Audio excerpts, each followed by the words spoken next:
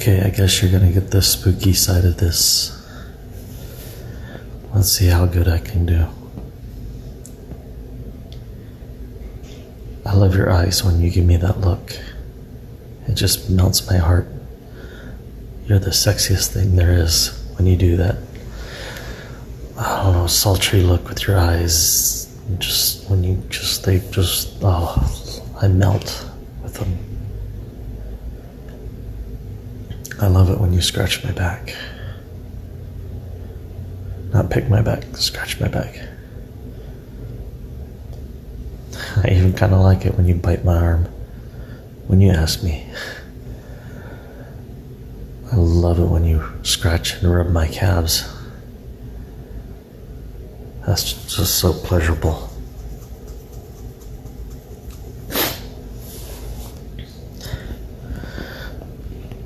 I love the silly mood you get in. I love your silly dances. I love your silly dances when you come and grab me and want to dance with me. I don't necessarily particularly like being on film, but I like being on dancing with you. That day when you was dancing down the fries, you was having fun, you was enjoying yourself. I love that.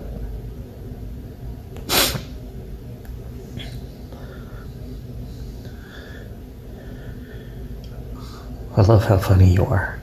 And you are funny when you want to be.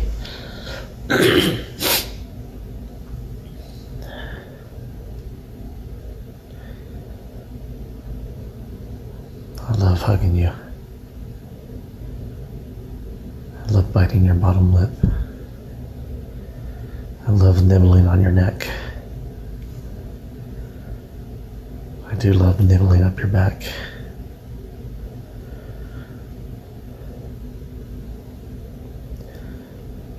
I like nibbling on your ears.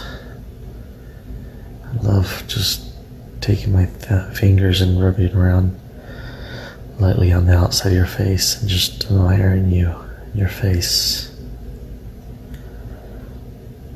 and your lips.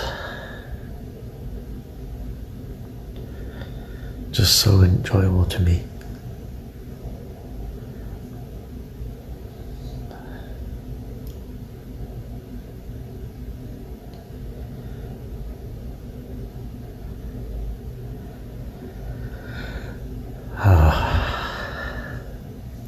Sorry, I had to think about that for a little bit longer.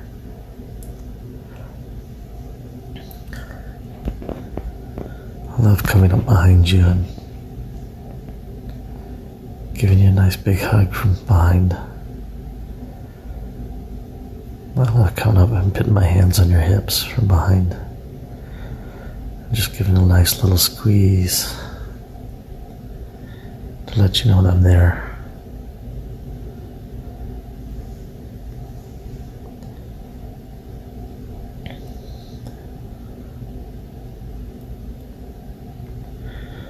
I love our kisses. I love you kissing me.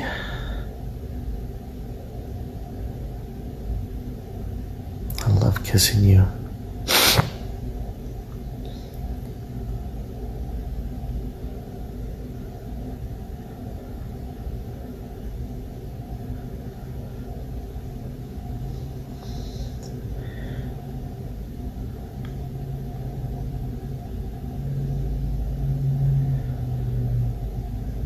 I love you playing with my hands.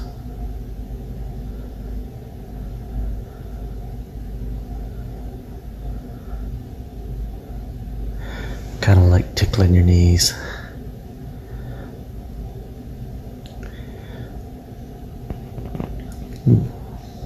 But I play fair about it. Because I don't like tickling you when you don't like being tickled, per se. I like tickling you when you enjoy the tickleness. Kind of like when I'm running my fingers and hands lightly up your back and down your arms and back up your arms to your shoulders. I love grabbing your neck muscle right there and pulling it out for you and massaging it to try to get rid of headache for you.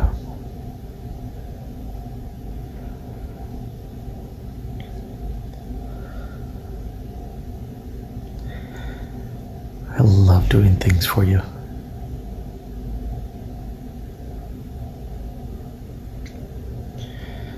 I love our little trips together. We went out to the river bottom and got stuck in the thing. Just enjoyed it. Me and you. It was quite enjoyable.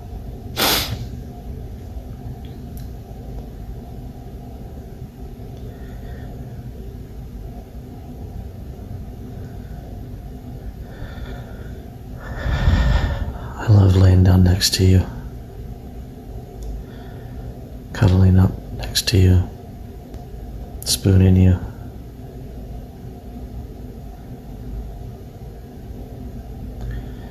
And of course, I love our sex together.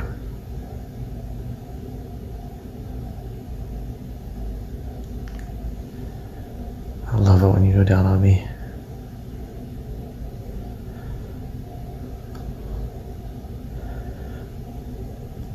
I just love doing anything intimate with you.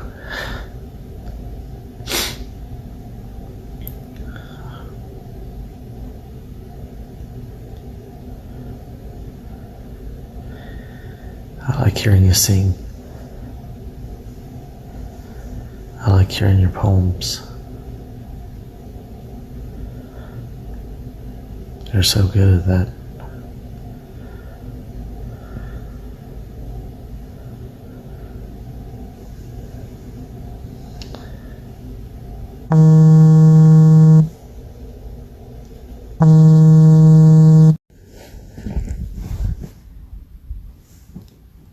I heard your phone ringing when you stopped talking.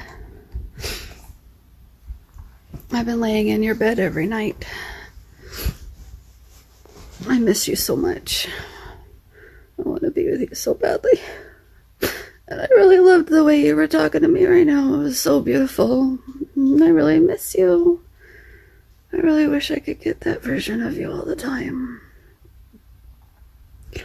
And honey,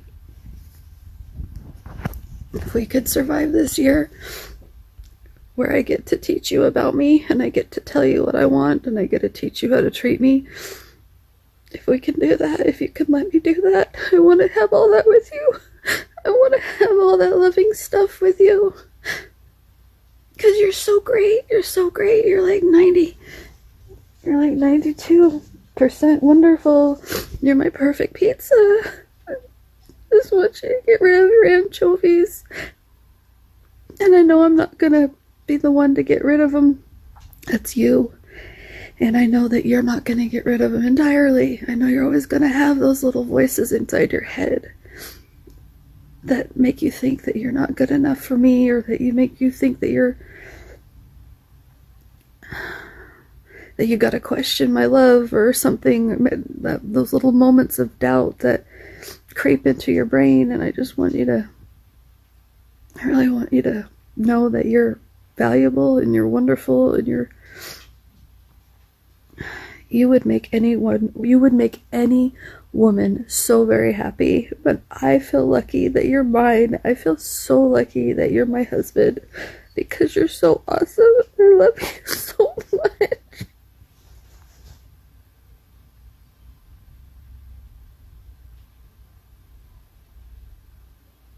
That's what's making all of this so hard, is I have been trying to figure this out for so long. And I don't want to do this, but we need to. We need to go through this so that we can learn how to be healthier. My mental health was not okay. Your mental health was not okay. The poor kids were not okay.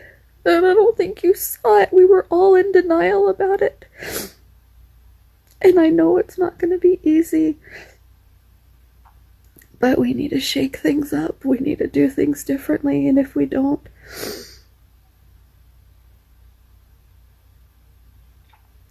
we're always going to be toxic.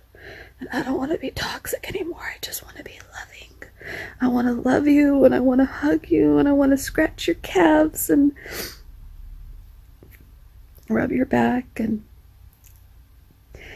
suck on your earlobes and suck your eyeballs out. You remember when I used to do that a lot?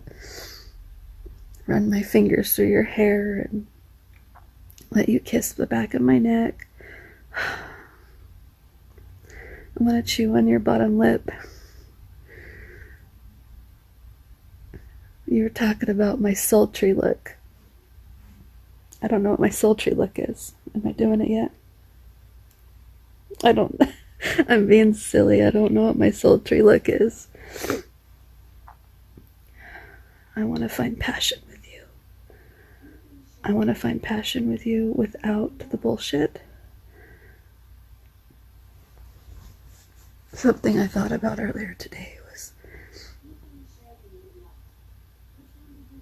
Jim doesn't know that he loves me. He thinks he loves me, but I think he just loves me because I was so willing to go along with everything he wanted. And now that I'm not willing to go along with everything, he's not going to love me anymore. And that was really hard. That was really hard. That was really hard to say that to myself, is that I'm only worthy if I'm going along with what Jim wants. I hope that's not true. I hope I'm worthy of your love, and I hope that you'll love me without doing it your way anymore. I can't do it your way anymore. But if you ever give me a chance to just be with you after I've been celibate for, what is that? April, May, and June. That's 3 months. It'd be like 3.5 months or so, right? I don't want to talk to guys, Jim. That's not what this is about. I don't want to be single. I don't want to work so hard that I have to pay so much in rent. I don't want to figure this out. I want to just be with you and be happy, but you're not well. And I'm not well.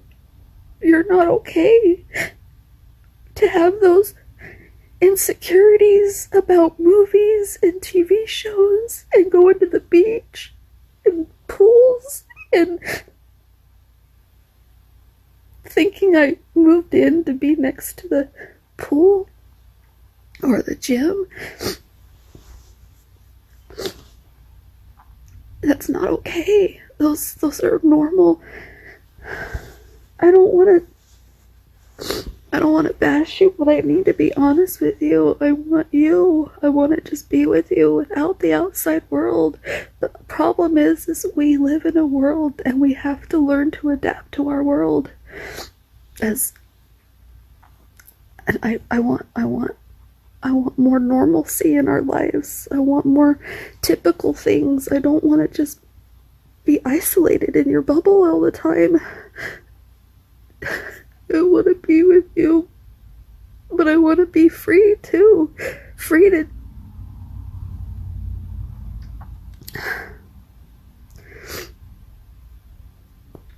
I don't know, free to do whatever I want to do because I'm a good woman. I'm a really good woman. And I don't know if I'm valuable if I don't want to do it your way anymore.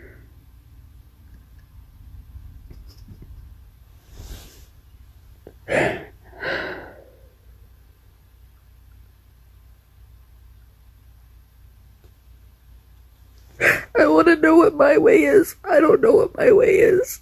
I don't know what it is yet. All I know is I don't want to be with a man.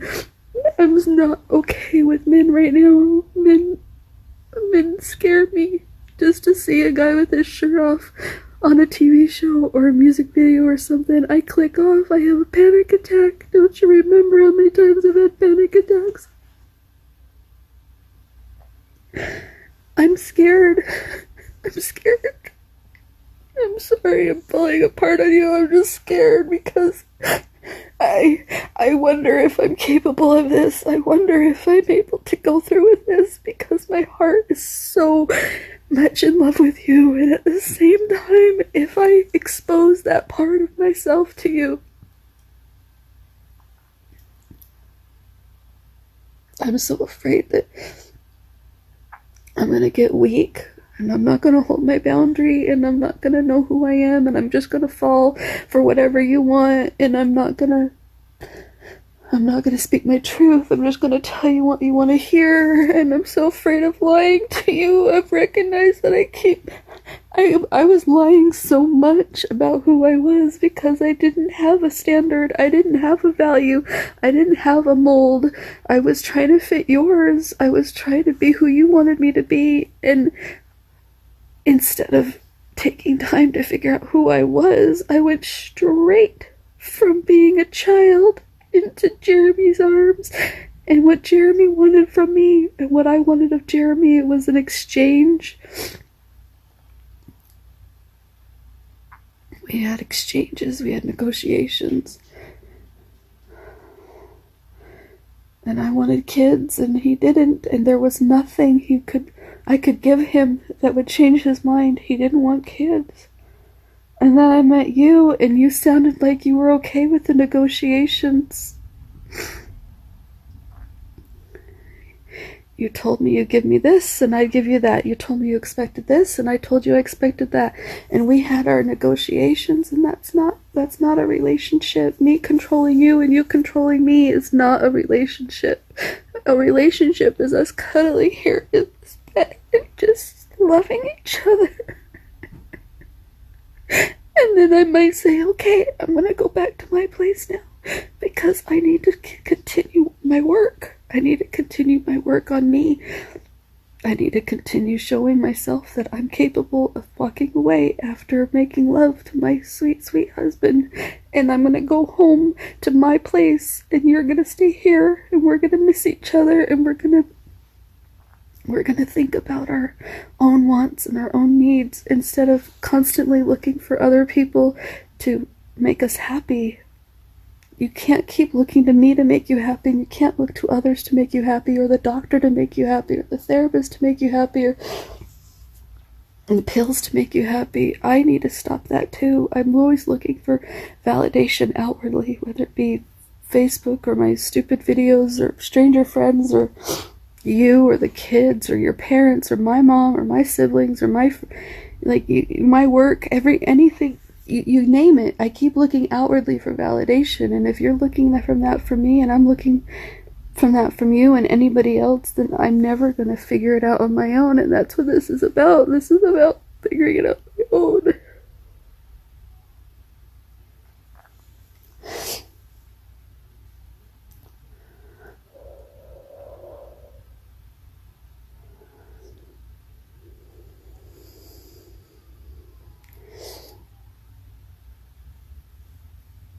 A long time ago, do you remember when you said interdependence? Interdependence is what most relationships should be striving for. It's not codependency, it's not dependency, and a relationship isn't about independence either.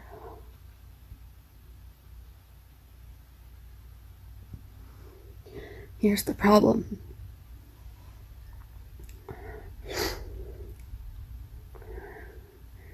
When you're a child, you're dependent on others to get your needs met.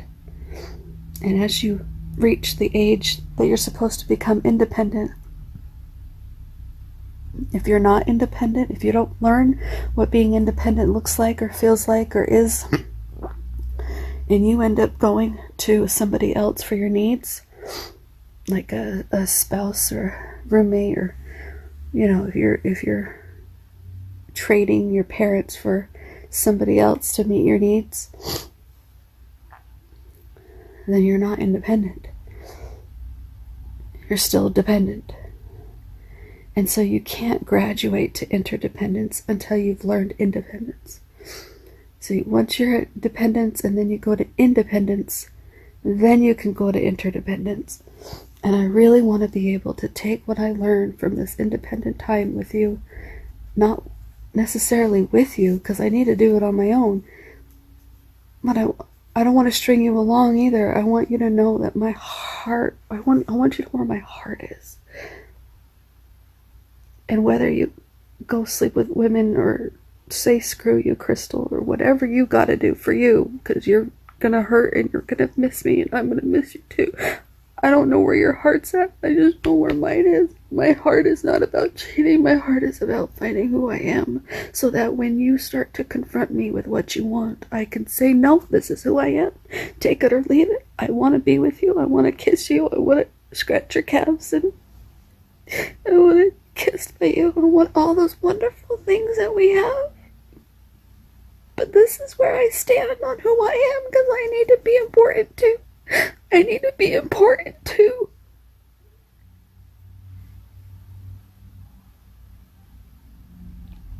I am such a baby, but I needed to say this. I needed to tell you how much I love you and how much I want you. But not at the sacrifice of my sanity. I'm sorry. I want to be with you, and I hope that you'll be willing to take me back after some time where I feel pretty good about who I am. And I've learned so much in the last year. I've been working on this for about 6 or 7 years, and the longer time goes, the quicker I learn. I'm doing so awesome and so amazing with knowing who I am. Problem is this is the last thing. I don't know how to do anything else but please you. I want to know how to please me now. I need to know. If I don't know, then I can't teach you and I can't teach anybody else, and I'll just constantly do what everybody else wants me to do. Crystal, stop talking. Do you like my butterfly necklace?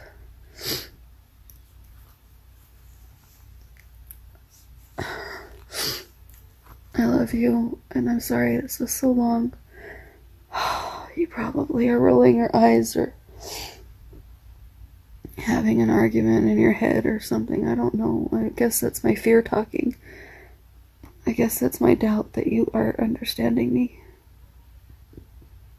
I feel like every time I talk to you, you don't get me. You don't understand me. I think you hear what you want to hear and you assume what you want to assume and you sabotage everything I'm trying to achieve for us. And I feel that way. I don't think it's true. I hope it's not true. I believe in you. I believe that if you could just gain some sort of insight on what is going on with me, then maybe you'll see the true me instead of what you're fearing. Maybe you'll believe me instead of your fears.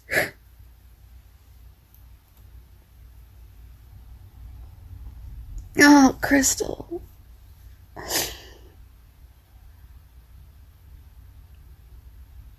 Brandon asked me not to string you along. He wants you to get better on your own. He doesn't want me to help you. He doesn't want me to mess with your heart by coming in and out of your life and talking to you and then stop talking to you and then talking to you and then stop talking to you. And I don't blame him. And I know if that's what you want, I gotta stop. I gotta stop if it's not gonna help. If it's only doing more harm, I gotta stop, no matter how addicted I am to you. I think that's why I'm crying so much, just because I gotta let you go for a little bit so you can heal and I can heal, and I don't want to. It hurts. It hurts.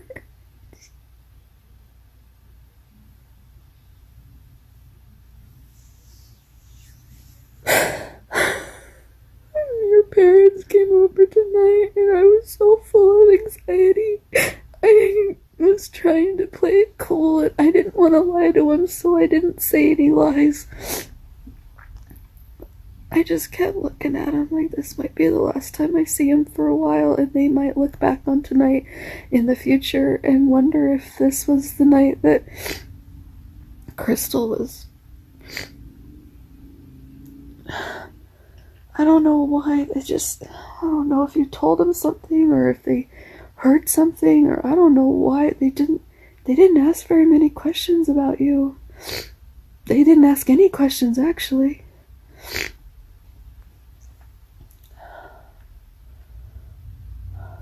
But they didn't act weird. Your mom wasn't grumpy. Your mom was kind. Your dad was a little more chattier than normal, and they just seemed like they were happy to see the grandkids, and they weren't over very long. I think maybe 20 minutes at the most.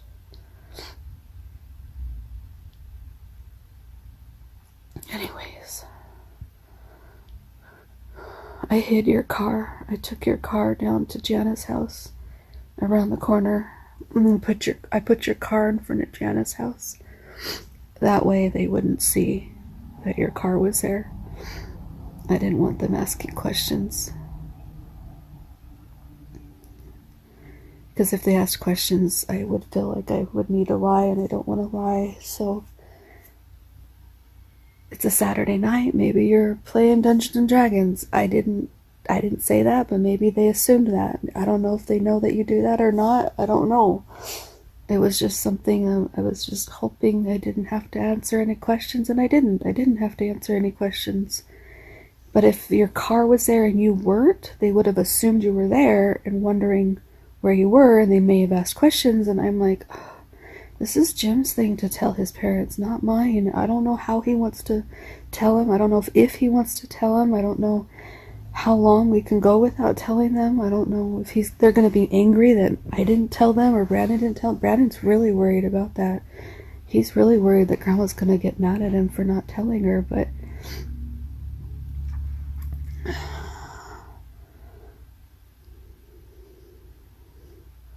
I don't really see a point in telling her. She's not going to handle it well. She'll either try to break you out or demand to talk to someone in charge, and cause a scene, or she'd start blaming me, or I don't want her to be disappointed in you. I don't know if she would, but you know what I mean? Like, I don't want the drama with her. And I don't know if that's why you're not telling her, and I respect whatever decision. This is your thing. Especially because it didn't pan out the way you were hoping. I feel so bad about that. I didn't do anything to do it. I promise you. I swear on my dad's ashes, I didn't talk to anybody. They wouldn't talk to me. I tried calling a couple of times. The first time I tried calling was to ask if I could talk to you, and they asked me for your number, and they passed the message to you that I called. The second time I called,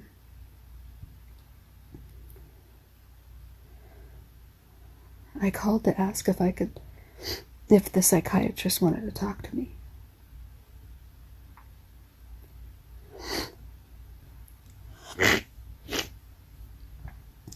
Because you said that the psychiatrist was open to talking to me, but you didn't want to involve me just yet. And the woman on the phone asked me for your number. She couldn't find you in the system. She asked me for your name. She couldn't find you in the system. And then I gave her Buell Wells instead of Jim Wells, and she finally found you, and then finally told me that she can't tell me anything because I'm not on the ROI. And I'm like, okay, so why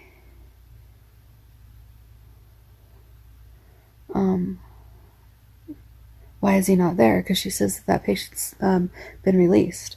And I'm like, he released? When was he released? And she says, well, I can't tell you that information. And I'm like, okay, so either he's at his parents', or he's at Brandon's, or he's walking home, or where is he at? And I went and picked you up lunch, and I got you a drink, and I'm like, oh, he's gonna love this because he hasn't had a real meal in forever. And I started driving down to Peoria, and I kept calling them. I'm like, do you know when he was released? And they wouldn't tell me anything. And so I called Brandon because I happened to overhear them say that his oldest son is on the ROI. And Brandon and I talked, and I turned around and went home because I didn't know where you were. I didn't know how to get you. I thought you were coming home when they said you were released. I was excited. I had noodles that were excited, and I had noodles that were scared. I was scared because you were mad on Tuesday. I hadn't heard from you Wednesday, and now Thursday you're on your way home. And I'm like, crap. Is he coming? Is he coming to come yell at me? Is he coming to be mad at me? Is he coming to? I was so scared. I was so scared that you were in a bad place, and mentally and emotionally, because you'd been in there for so long, and that you hadn't had your comforts of home, and you haven't had your kids and your dogs and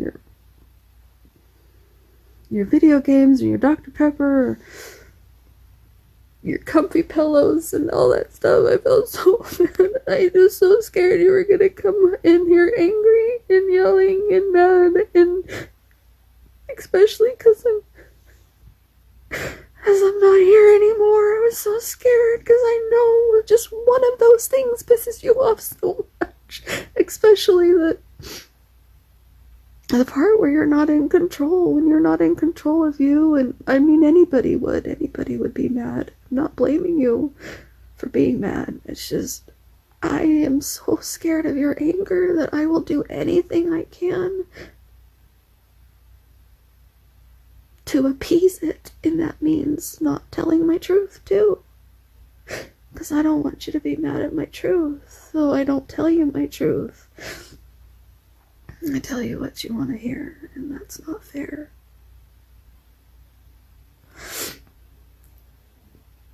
I tell myself to let go of what I want so that you can be happy, so I'm not scared.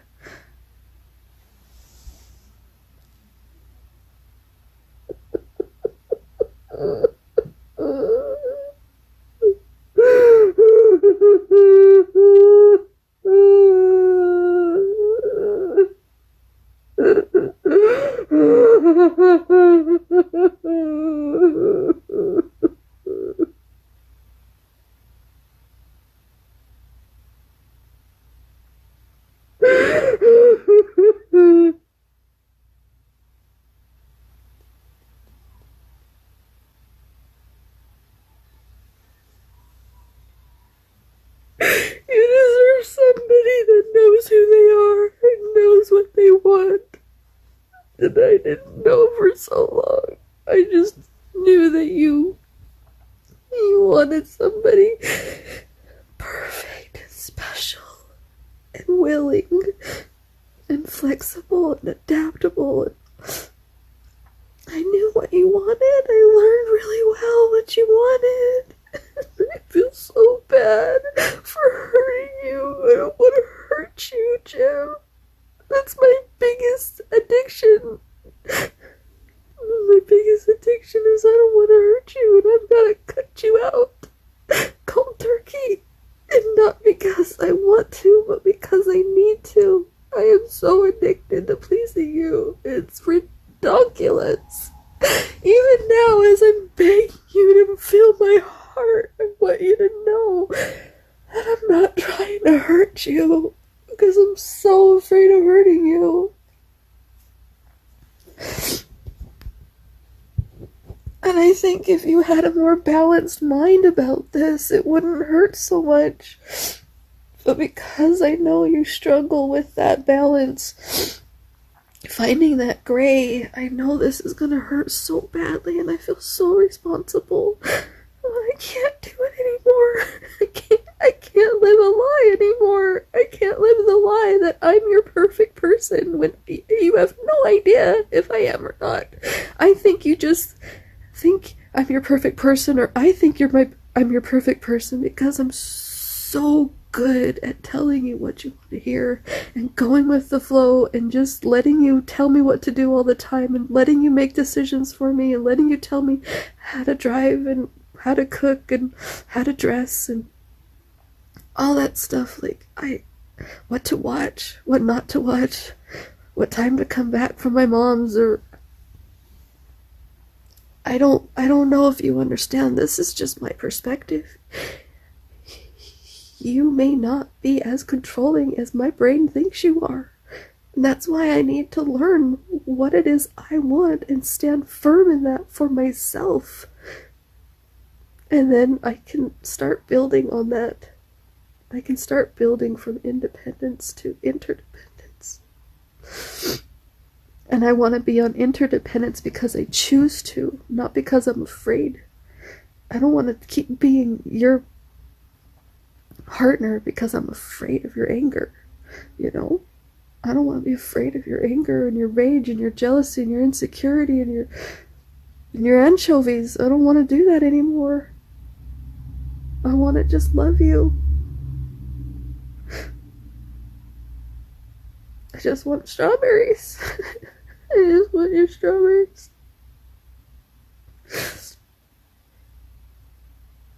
God, Crystal, just shut up already. I think I needed to say it. I just needed to say it. This week has been full of emotion for me too. I don't want you to think that I'm some happy, scot-free, woohoo, Jim's not around. No, that's not where I'm going through at all. I feel so freaking weird. It feels so weird not to have you around. There's parts that are relief. There's a relief, yes, and there's parts that are sorrowful and sad and grief and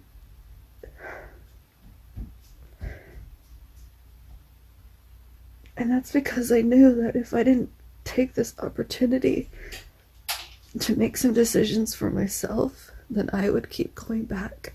I would keep going back and pretending to be somebody I wasn't. I need to start stepping in my own power, in my own shoes, in my own decisions, and I need to start making it hard for me.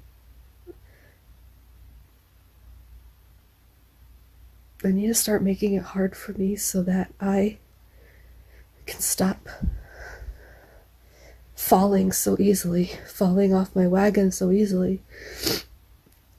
I need to make it harder to get to my addiction. I don't know if you'll understand any of this. It's kind of like trying to understand my mom when she was going through her binging and her alcoholism and all the things that she did to prevent herself from drinking. I just didn't understand it. I've never been an alcoholic, and I really don't quite have much sympathy or empathy for it. I just roll my eyes at her and go, whatever, you just have no willpower, blah, blah, blah, blah, blah. But no, you are definitely my drug of choice, and I'm not talking about all the awesome stuff you mentioned. Your awesome stuff you mentioned, the cuddling and the caressing and the touching and all that, that's not part of the addiction. That's genuine love, you know? It's all the other stuff that involves the outside world, that involves electronics and the outside world and family and friends and work and recreation, and it's like all of that stuff is so scary to you, and it causes your anxiety to go up so high. Asperger's or not, if it's a personality disorder or a mood disorder or something else, I mean, it may be part autism and part something else. That's probably more likely. It's just I can't live like that anymore. It's made me sick. It's made me mentally ill. It's made me depressed. It's made me suicidal. I just can't live a lie anymore. I can't live in a cage anymore. I can't live on a leash anymore. I'll be 40 soon, and I know you want to be there for my birthday. I'd like you to be there for my birthday. I need to take one day at a time. I think June 10th is a far way away, but I don't know if I'll be ready by my birthday. I don't know if you're going to be ready by my birthday. You and I both have a lot to work on. It's not just me. And it's not that I'm trying to change you. I just think that I think you're not well, and I'm in this marriage, better for worse, sickness and in health, death to us part, richer for poor, as long as we both shall live. I'm in it. I'm in this marriage because it's a marriage, but there's people that are married and don't live together all the time. They can still stay committed. They can still be loving to one another without trying to control each other. I'm tired of trying to control you by obeying. I control your anger and your rage by obeying. I control it by making sure that you're always satisfied with me by sacrificing what I want. I control that. That's me controlling it.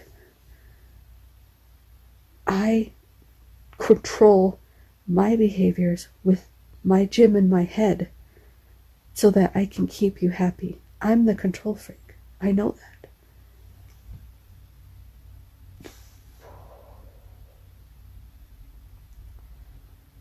I'm not well and you're not well.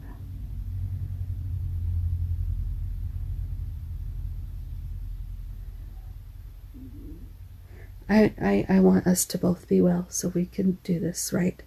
We can do this with the best, perfect, wonderfulest pizza in the whole wide world. Because I think we've got some pretty magical stuff together. And we got some awesome kids too. And Brandon, oh, he's so great. He told me he loved me. I mean, he told me he loved me twice in this last week. I've never heard that from Brandon. He called his mom yesterday, and his mom complained and reamed him out and blah, blah, blah, and he called me. We had a 3-hour conversation yesterday. He just needed someone to talk to.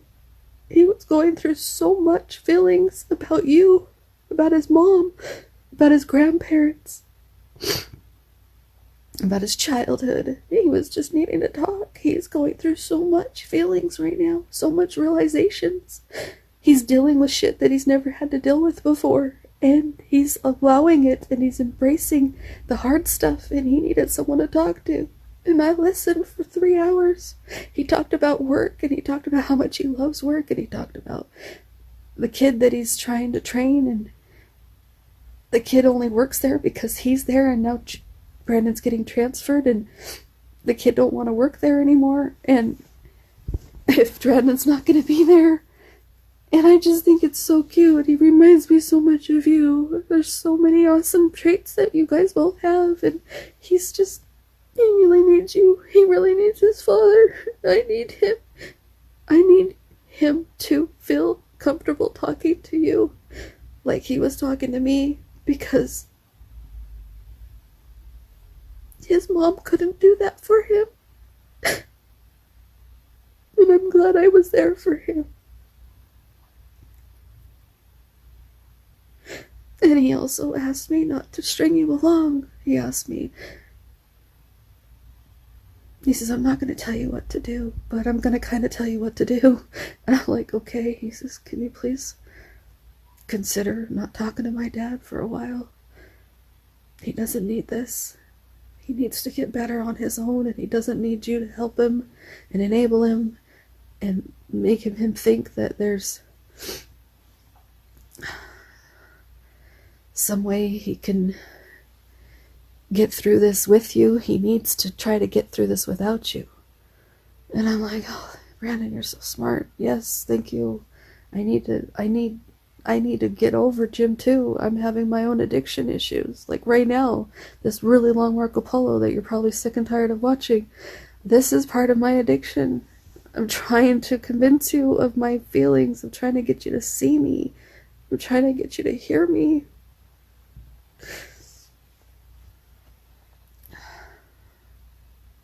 I think Brandon's got a good head on his shoulders. And I think he sees it clearly. More clearly than you or I do. He can definitely see that this is something that we could possibly work through, but we need to get through our own shit first.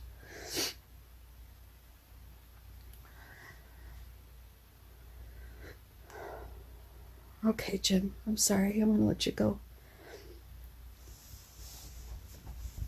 I don't want this to be my last Marco Polo, but it might be. I don't know, maybe you'll send me one, maybe you'll send me a text, maybe we'll do this for a while until, I don't know, until what? I don't know what to tell you.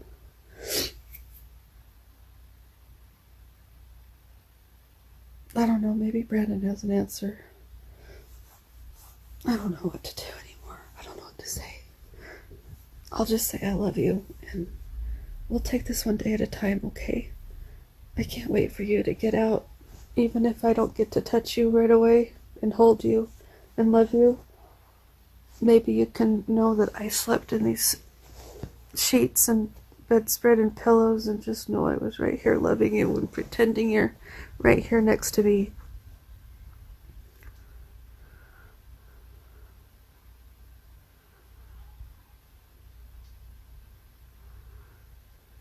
I can't wait for you to sleep in your own bed. I bet you can't wait for that also. I know how hard it is for you to sleep in weird places. This has gotta be so hard for you. This has gotta be so challenging, like you were thrown into the army, so to speak, because you told me that you don't do well with authority, and that's why you never joined military. But instead of you having freedom like a soldier, you've given up all your freedoms to go in there, and then they've kind of dinked you around in a way that makes you feel like you've done something wrong. And if you did do something wrong, they're not even telling you. And it's probably got to be maddening and disheartening and confusing and soul-crushing. And it's like, if you get a chance to talk to someone on Monday about all that you've gone through, I would definitely reiterate the question, can you please explain to me how this happened? Please explain to me how I got in here, because I'd like to learn so I don't do that again. I don't want to say the wrong thing or do the wrong thing. I need to learn what I did. I need some insight. Can you help me with this? I love you. I keep saying I'm going to go, and I just don't want to let you go. But I do gotta let you go. I love you, and I'll talk to you later, okay? I will talk to you later. There's too much love here between us for me to completely... I can't abandon how much love we have between us. I can't do it. I'm not capable of abandoning that love at all. I want you to know I don't want to abandon any part of our awesomeness, okay?